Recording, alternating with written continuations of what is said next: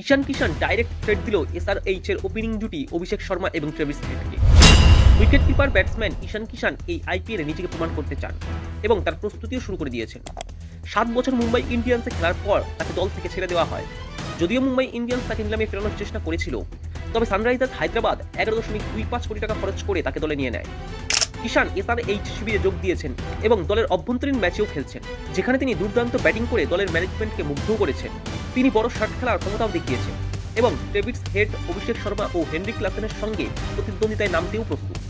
SRH এর practice ম্যাচে কিষান মাত্র 24 বলে 64 রান করে ঝড় তোলেন।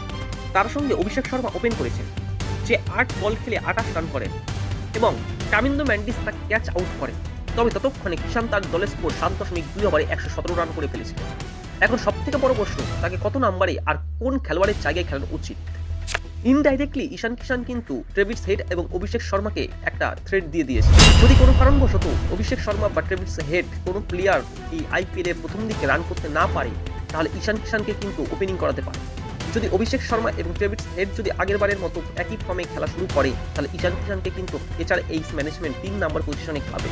তোমাদের কি মনে হয়, আইপিএল এ ঈশান কিষানের পজিশনটা কি এমআই যেরকম ছিল সেই রকমই, অর্থাৎ ওপেনিং এ রাখা উচিত নাকি 3 নম্বরে রাখা উচিত?